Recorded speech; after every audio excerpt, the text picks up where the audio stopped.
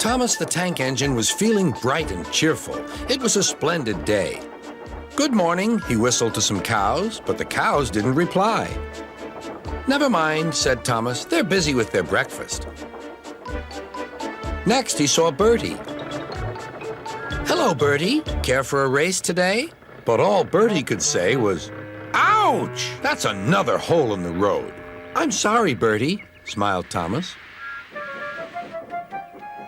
Thomas was still in good spirits when Bertie arrived at the next station.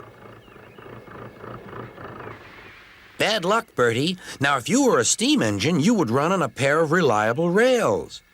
"Huh," replied Bertie. "The railway was supposed to deliver tar to mend the road 2 weeks ago. You can't trust a thing that runs on rails."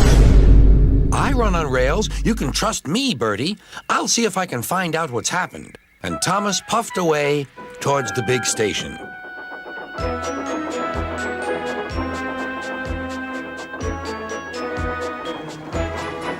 James was snorting about in the yard.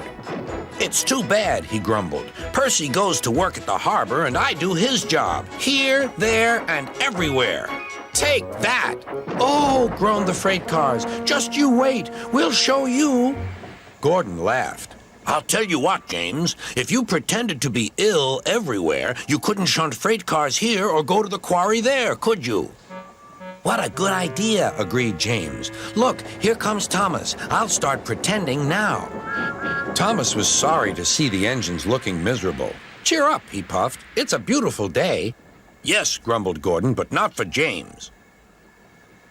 "What's the matter?" asked Thomas. "He's sick," replied Gordon. "Yes, he is. I mean, I am," stuttered James. "I don't feel well at all." "Don't worry," said Thomas kindly. "I'll help out if you're ill." Gordon and James snickered quietly to each other. Some of James's cars were coupled behind Thomas, and he steamed away to the quarry. The cars were still cross. "We couldn't pay James back for bumping us, so we'll play tricks on Thomas instead. One engine is as good as another." But Thomas didn't hear them. He collected all the stone from the quarry and set off back to the junction.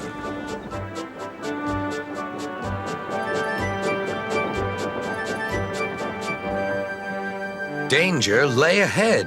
"Now for our plan," giggled the cars. "Go faster, go faster." They pushed Thomas over the switches. "Slow down," called Thomas's driver and applied the brakes.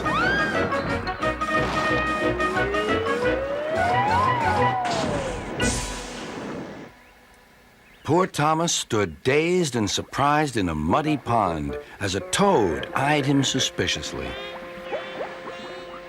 "Bust my buffers," muttered Thomas. "The day started so well, too." Duck pulled away the cars, and Edward helped Thomas back to the junction. Suddenly, Thomas remembered the missing tar. He told Edward all about it. "That's strange," said Edward. "A car full of tar has been left at my station. That must be it. Driver will make sure it gets to Bertie now."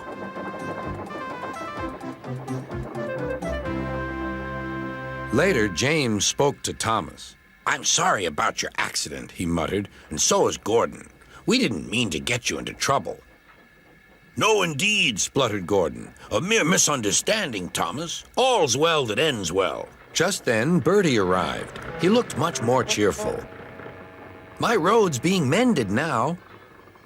"Oh, I am glad," replied Thomas. "Thanks for all you did," added Bertie. "Now I know I can trust an engine, especially if his name is Thomas." Gordon and James puffed silently away to the shed, but Thomas still had company. "Well, well," he sighed, "what a day for surprises." The toad, who was looking forward to a ride home, noisily agreed.